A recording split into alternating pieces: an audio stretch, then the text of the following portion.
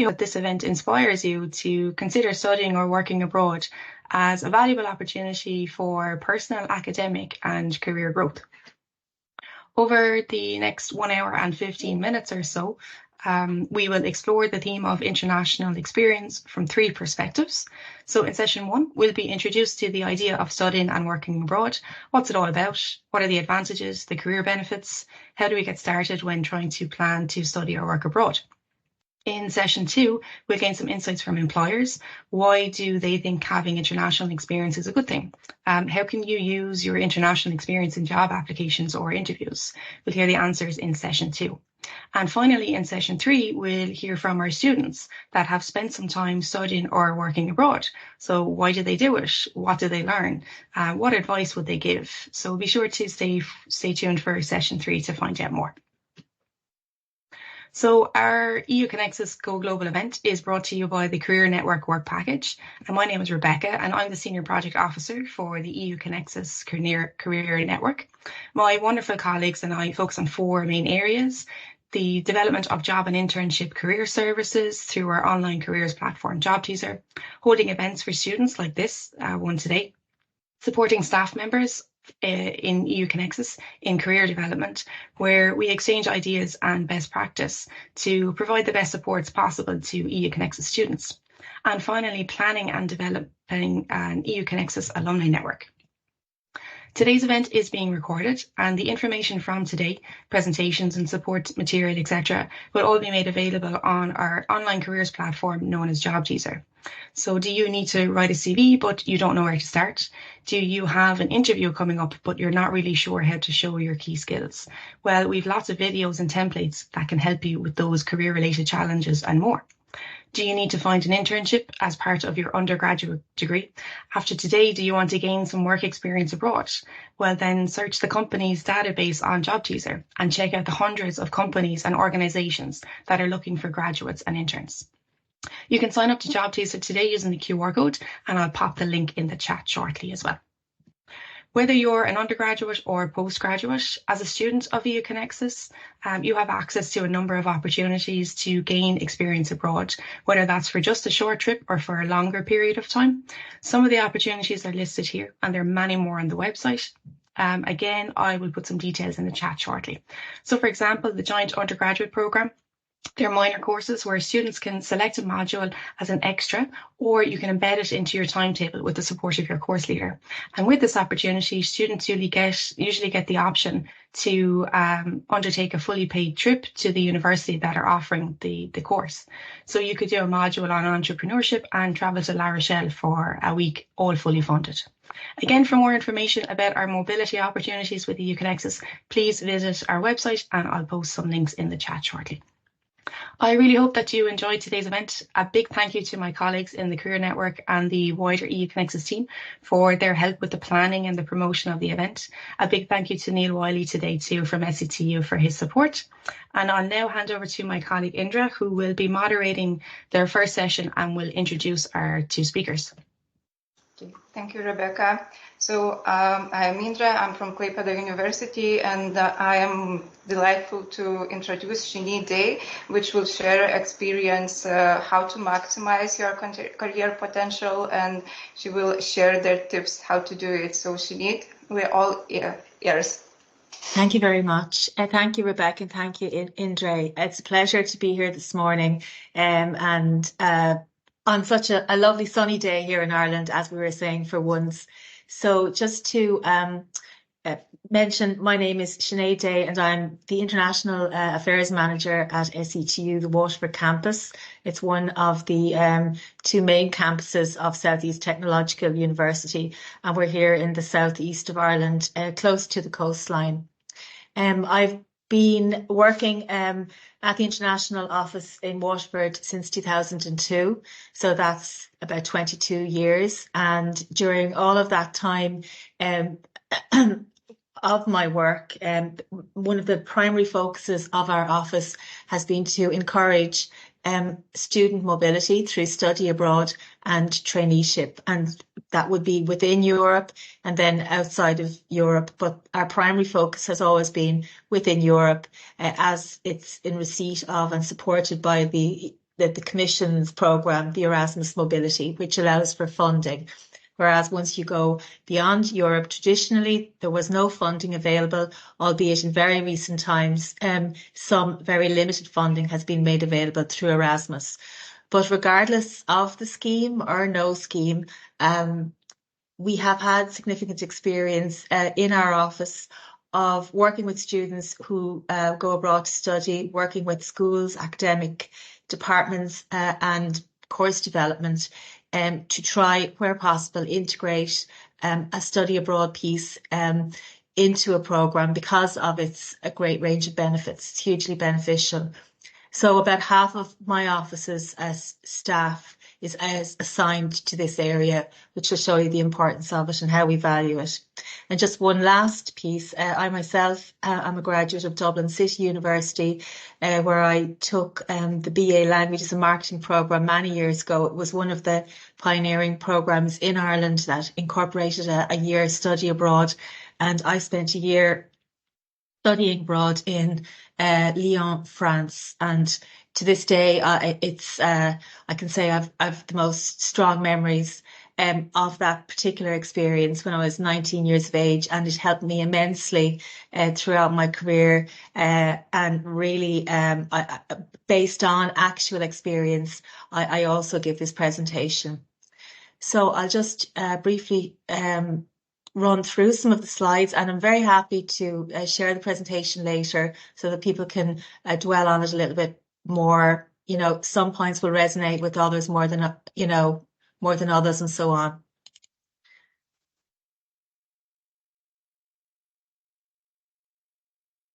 Upload to copy. It seems to look different. Here we go.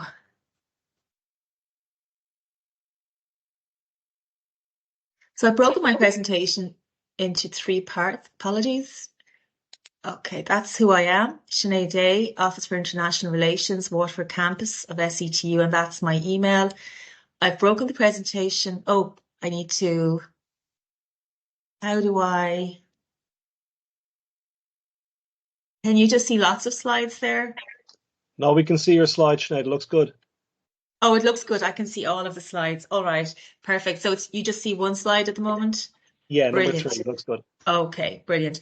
So I've broken the presentation into 3 main areas. My focus is primarily on study abroad for credit, which would form part of an academic programme, which you carry back home to your home universities.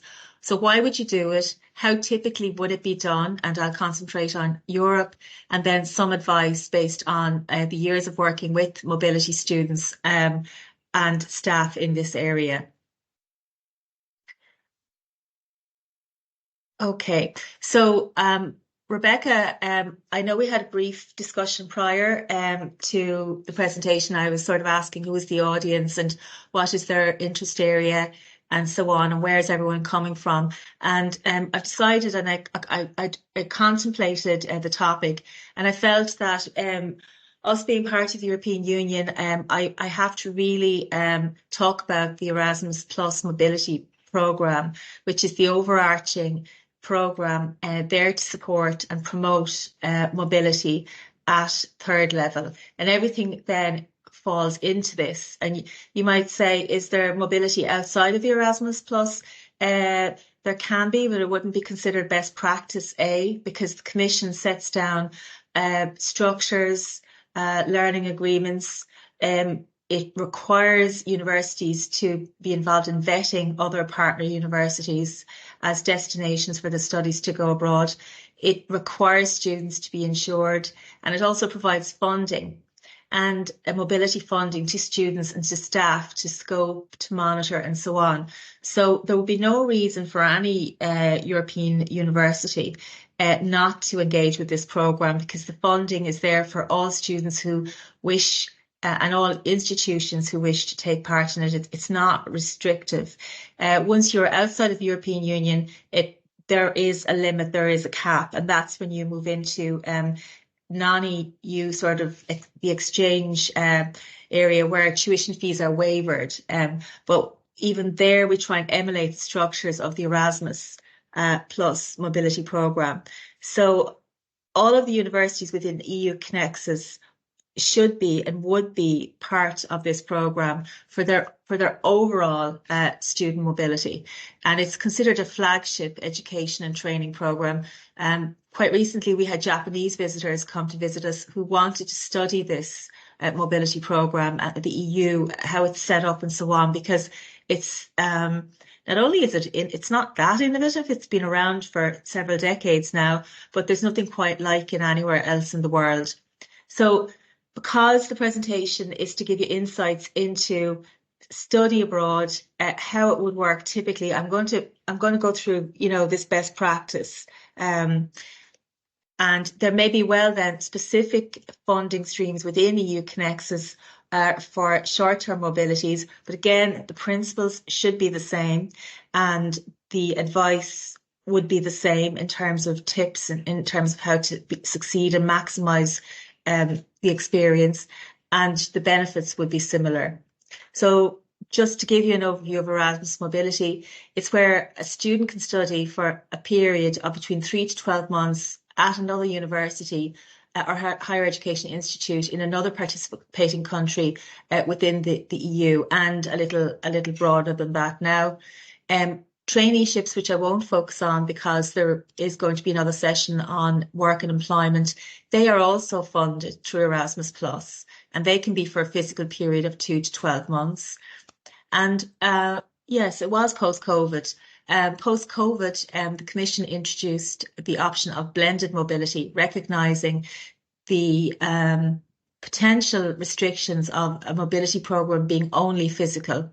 And blended mobility, the definition is that it must include a compulsory online piece, and then there must be a physical mobility.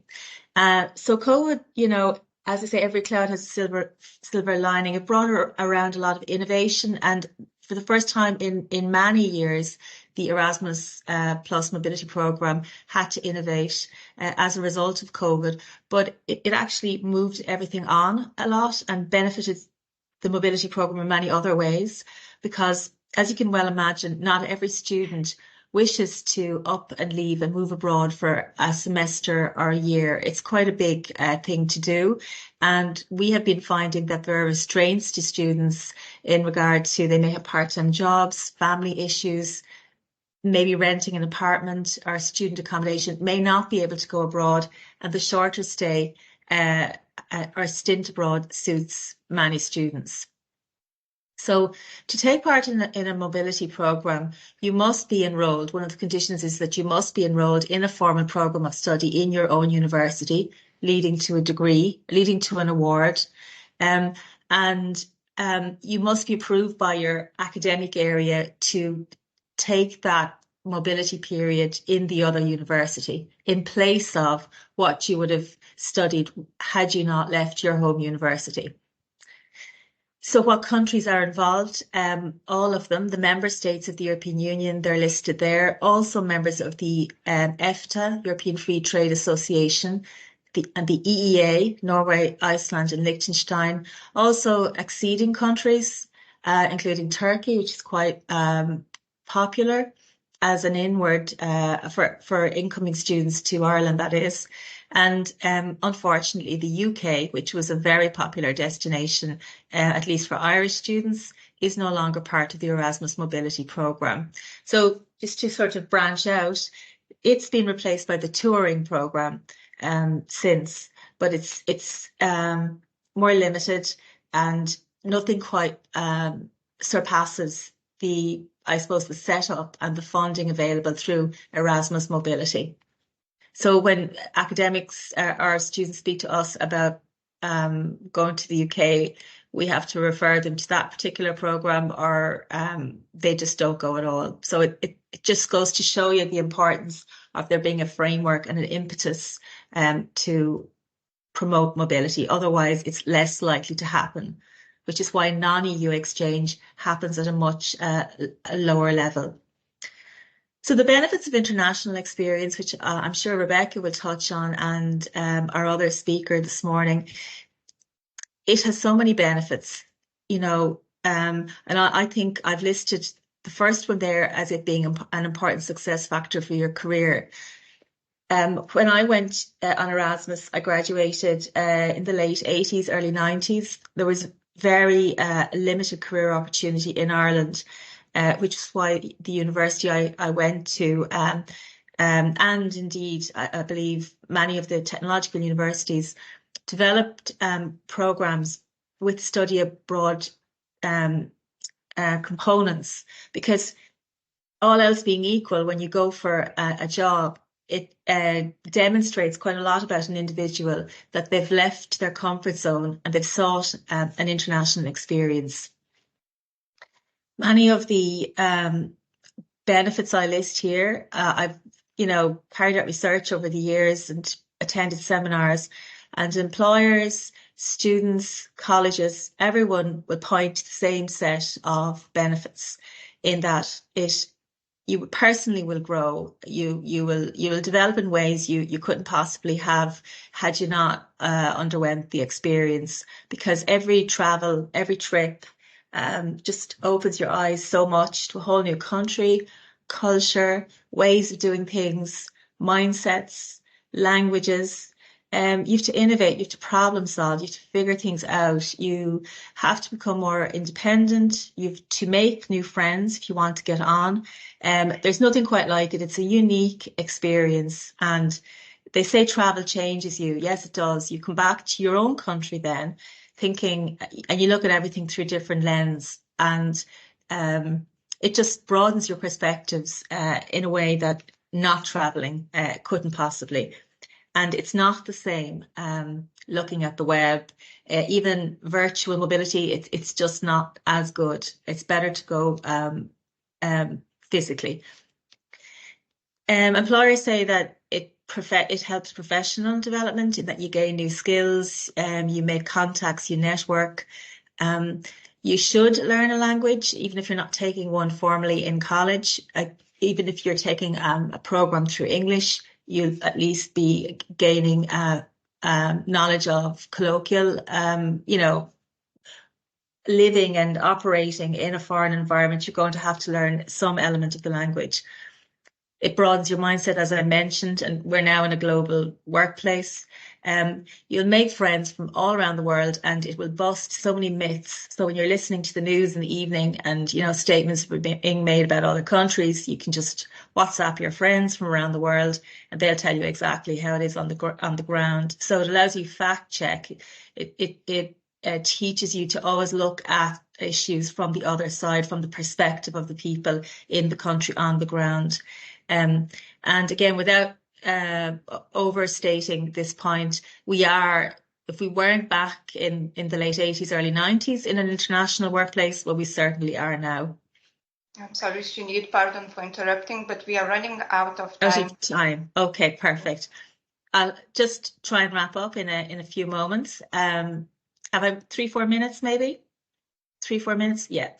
Employers, how they view international experience. I'll leave those points there for you to contemplate later, but overall employers would view it as a very positive thing to do. Just in terms of, we'll take SETU as a typical university, it has in excess of about 120 interinstitutional partnerships. I can't comment on other partners within EU-CONEXUS. I did mention that funding is available, and it's a function of where you go to study. Okay, so details are there. It gives examples of a study abroad mobility period for a month, say, let's say in Portugal or Spain, would be less than another country where maybe the cost of living is a lot higher. That speaks about additional funding were you to qualify for the Erasmus Social Inclusion Supplementary Support Initiative, so to be aware of that. This is just some detail on receiving your grant. It's usually given into instalments, and reports and documentation are due. Can you work while you're studying abroad? Yes, you can. You can work while you're studying abroad, but you shouldn't miss your class. And last, I come to the advice piece, which is to consider taking a language, because languages get you places. If you're not studying a language, many universities in Europe and abroad offer courses and modules through English, which is a language many nations, many young people in school have to take. I would always recommend you follow your interest in terms of the geographic zone. If you like the idea of a country, its culture, maybe its geography, you're into the beach, follow your interest. You're more likely to enjoy it. I would always advise any outbound student to ask lots and lots of questions of your academic coordinators, your home IO, your overseas IO, returning students, but make your own mind up and don't just listen to one person. Ensure you've booked, vetted, recommended university accommodation in advance. All your documentation is in place. And then last slide, always travel with others. Keep in contact and connect. Be very safe and aware and vigilant when traveling, simply because you can stand out if you're a newbie in another country. People will see that you're not fluent in the language. So we warn students of being vigilant. Get involved with lots of people.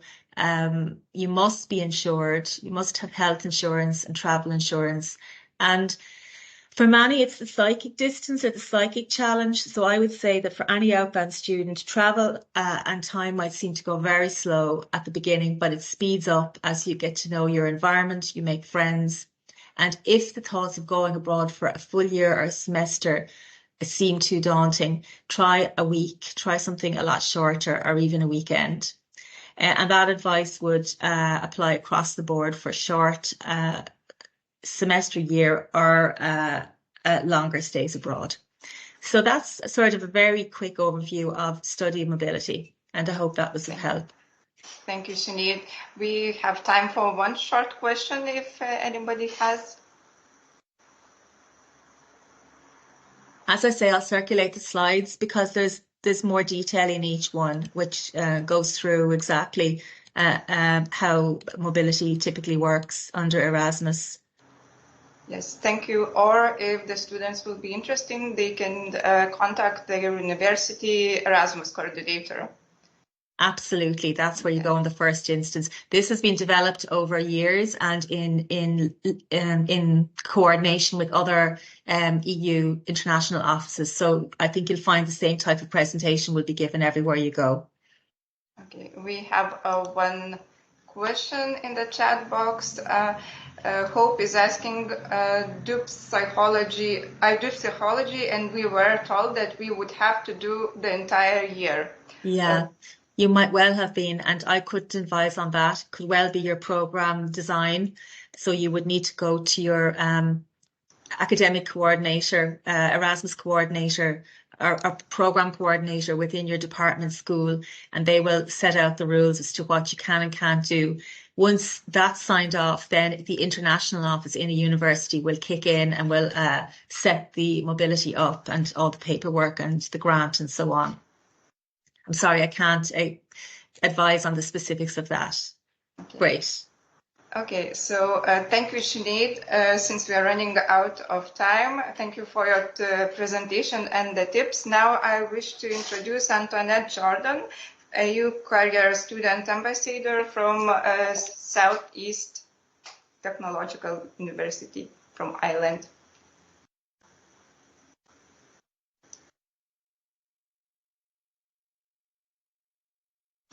Antoinette, please unmute yourself. Great. Hello. Good morning, everyone. Everything looks good there? Yep. Great.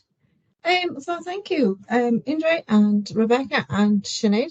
And I'm delighted that already I'm seeing some common things between the previous presentation and mine. So yeah, it's reinforcing some of the main points, which is great. So I'm a PhD student. I'm also working on some European projects as a research assistant and an EU project manager.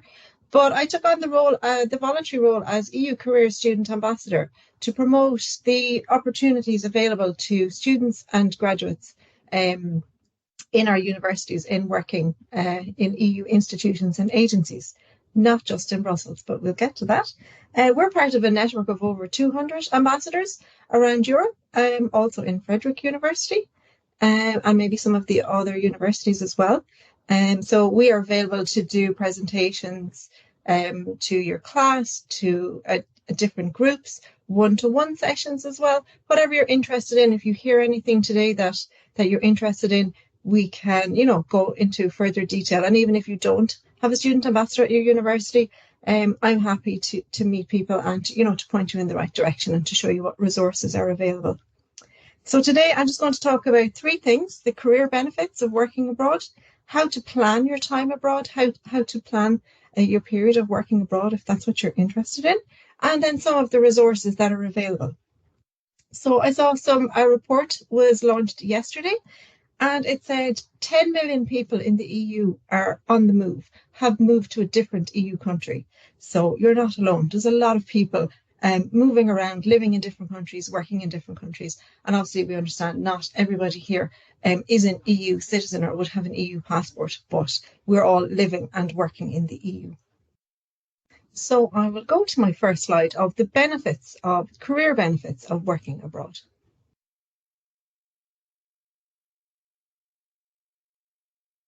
So the global perspective, as we've heard. So working abroad, it offers you the opportunity to gain a global perspective. You are exposed to different cultures, different business practices, different languages, and different people. And this improves our understanding of the world. In terms of professional development, so working abroad, you have adapted to new environments, to new situations. This shows that you're resilient, adaptable, a problem solver, and can work in a diverse workplace. For networking opportunities, even through being at this event and participating in EU-CONEXUS activities, you are building your European and your global network, and you're expanding your local network too. And through working abroad and engaging in your international collaboration, you are connecting with people who share an interest in your research topic and in your professional interests as well. So in terms of cultural competence, working abroad, you're developing skills in cultural awareness in how multicultural teams work. For example, there's a list of the official names of EU countries, and it's really important to know if you're at a meeting in the Netherlands or with people from the Netherlands to say the Netherlands and not to say Holland, which is a region of the Netherlands. How to write business emails, how to answer the phone, conduct meetings in different countries. For example, I've been to meetings in Sweden where the fika coffee break, everybody stops. Your work needs to stop, even the boss stops. Everybody comes together, has a coffee break. You need to take a break. In Germany, the right to disconnect after work, where you wouldn't be expected to answer emails or even check your email outside of work hours. I'm sure you all have other examples from other countries. So I learned German for 5 years at secondary school. And it wasn't until my first day at work in Germany, I heard the word Feierabend. And I had no idea what it meant. And nobody could translate what it meant. But it means we've reached the end of our working day. We're now finished. It's time to go home. It's time to enjoy your free time. There's no direct translation. But it was like, yay, Feierabend. And yeah, it took a moment to even explain what it meant. So yeah, it was fun. So your language skills. So if you're here, you have competency in at least one of the 24 official EU languages, which is English. And we do realise how lucky we are that a lot of our international events are actually taking place through English as English speakers. Even if you work abroad, and as our previous speaker said, you may use your own language, even working abroad, you will pick up some of the local language. But if you work abroad through another language, your second or your third language or another language, you're developing key communication skills. You're demonstrating and developing your commitment to a European outlook and a global outlook. And this does open up more opportunities in a global job market. You're enhancing your CV as well. For some roles, especially to work in the EU institutions and agencies, at the application stage, you need to demonstrate both your language skills and your international experience. So working abroad demonstrates and showcases so many graduate qualities that employers are looking for, and immediately your international work experience will set you apart from other candidates. In terms of personal growth, obviously everything doesn't always go to plan when you travel, and the same can be true when you work abroad. So you really gain confidence, independence, and perspective through your experiences of living and working abroad, from things that maybe didn't go to plan, how you dealt with them, how you reached out to a network to help, And then maybe you were in the position of helping others who were new to that country in helping them address the challenges that they faced. So you often find ways to give back and to help your community when you work abroad. So I worked in London and I contacted my university and said there must be somebody from my university working in the city. There was a university alumni graduate chapter, but it hadn't been active for a few years. So I got together with a few other graduates who I didn't know before, and we just set up a new chapter of the alumni group. And then we met, we had professional events, we had, fun events too. You do find yourself doing things that you wouldn't have expected, getting involved in committees and things like that. So in terms of career advancement, so everything that you experience while working abroad will contribute to your career advancement. The skills you learn at work, your networking, the language skills, how you deal with setbacks, problem solving, and your networking opportunities. And even if you return to your original country or your home organisation, you become then a candidate for global assignments, for international projects within your organisation. And I found when I returned to Ireland, that Ireland is the country where I lived most of my life, and I did my undergraduate degree in Ireland. I found it very easy to apply for international roles in international projects while living in Ireland. So it allows me to live in Ireland, but to work with colleagues in other European countries, other European universities, and conduct joint research projects with them. I think without my international work experience, I wouldn't have this network of people advertising these jobs, and I probably wouldn't be aware of those jobs or that I qualified for them. And just a fun fact, I read that 27% of Erasmus students meet their long-term partner while on Erasmus at the study side of it. And there are over 1 million Erasmus babies born over the last 30 years. So my parents were not doing Erasmus, but they met while both working abroad in a different country away from their home countries. So that makes me a third culture kid, I guess, born in the third country, the country where they met. So working abroad, it can also create an international family, which is interesting as well. So the second thing I want to talk about is how to plan your work abroad. And I have been speaking to a number of people about this. And the main advice would be to maybe identify some preferred countries. I have a friend who did a J1 visa, went to the US for one summer, went to Canada for another summer, but never had any future plans to live or work, in the US or Canada. And now they wish they had spent that time in France. They're actually fluent in French. But yeah, that looking back, to identify a preferred country is actually a good strategy. So you can base this on the language that you speak or that you want to improve, the research topic that you're looking at. So, sustainability, coastal maritime issues, have a look around that. It could be the location, somewhere you've always wanted to visit, somewhere that you've been before that you liked. You may have family in a country. You may have university connections. So you could base your planned work abroad in one of the EU-CONEXUS regions as well. And also what funding might be available. So as an EU national, remember that you can work in any EU country without a work permit. So you may need to register with local authorities if you move to Belgium.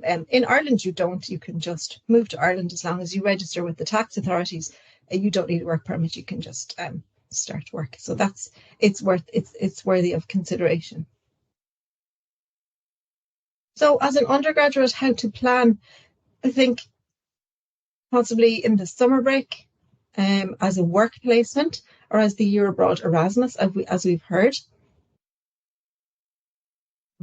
So yeah, I really would suggest plan this with your careers office and your course directors, and plan your summer breaks if that's the chunk of time that's available to you, and your work placement if your course offers a year abroad or time abroad, as we've heard. Really start planning from the first year at university. But yes, I think as we've heard from the previous question as well, it can be specific to a course or to your careers office or to university, whether it's a short-term or a long-term period. For example, the European Space Agency would host undergraduate trainees in certain subjects. And as we'll hear, a lot of the career opportunities for trainees in terms of EU traineeships, they're for graduates. But there are some instances where they will take final year undergraduates for a placement, or master's students as well. So it's not a one size fits all. So it's worth doing some investigations. If you're a postgraduate, you can sometimes avail of industry placements again, which could be abroad. Funding for postgraduate courses is very interesting because it's often linked to research projects, and they're often European funded projects or international collaborative projects, and they can offer a lot of opportunities to work abroad, for example, through fieldwork. I had the opportunity. Antoinette, we're also running out of time. Okay. I have one more slide. I conducted some fieldwork in Slovenia to live in the country for a few weeks, and then also to volunteer at international conferences as a postgraduate. You might not be paid for the work, but you get experience in teamwork, event planning, and international cooperation. And just to say, sometimes funding can be an issue. There was a time where I needed funding, and I worked on an international shipping route for my summer. And I worked on board a ship with crew and passengers from all over the world. It wasn't related to my research topic, but it paid very well at the time. And it is a fantastic talking point in interviews, so demonstrating endurance, adaptability, people skills, and an interest in travel and a global outlook as well. And the weather, unfortunately. So finally, to explore the opportunities for working abroad, as we've heard, your University Careers Office are really absolutely your first port of call in the EU-CONEXUS website. And if you're interested in EU career, please contact your network of European careers student ambassadors. In terms of scholarships, just mentioned the EURAXIS website. There's 9,000 jobs on offer worldwide at the moment. They are postgraduate research jobs. They can be fellowships. They can be research funding.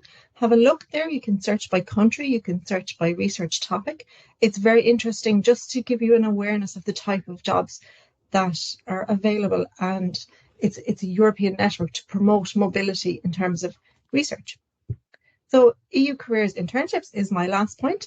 Obviously, that is a whole presentation in itself. I'm very happy to do that at some point if somebody would like me to do that. There are paid graduate traineeships. That's the most common traineeship. The European Commission, for example, has almost 2,000 trainees per year. That's in Brussels, Luxembourg, and in each of the offices in each member state. But also there is a global network of European offices as well.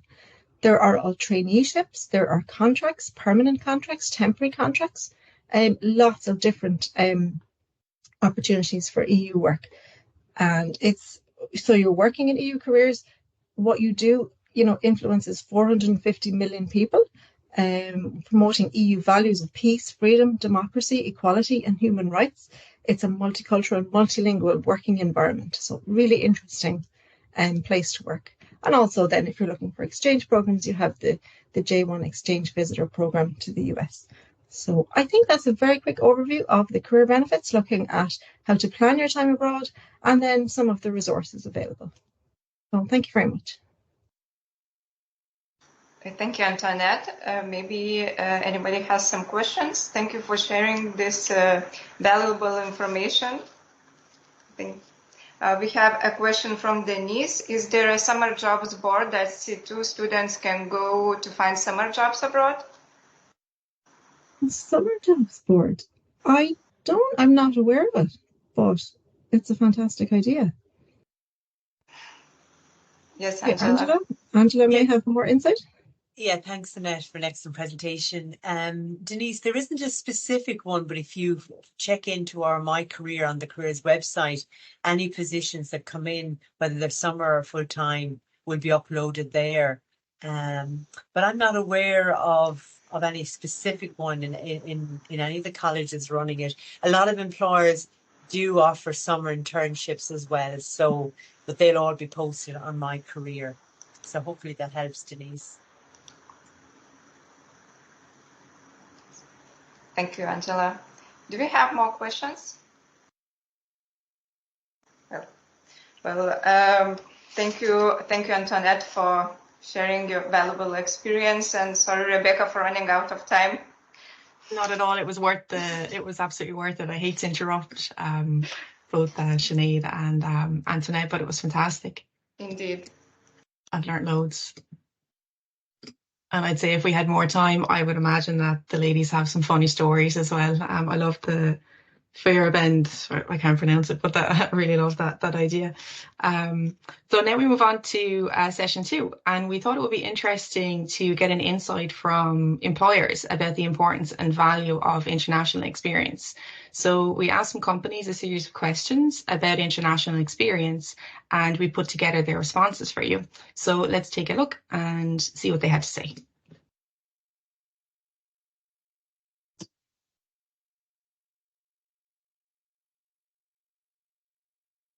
The sound isn't playing, Rebecca. You might have to reshare. Oh, sorry.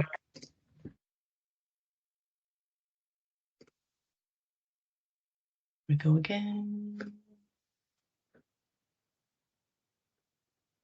Take 2.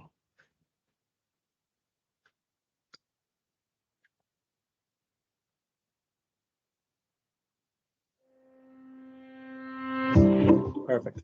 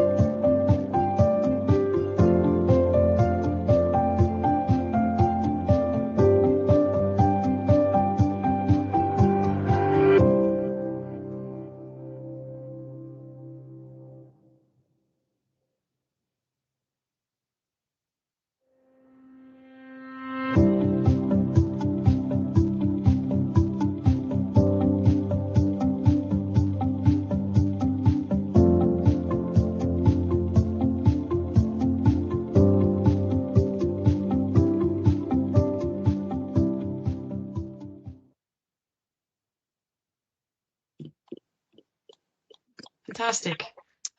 So hopefully you found that interesting, just to gain those insights from the range of companies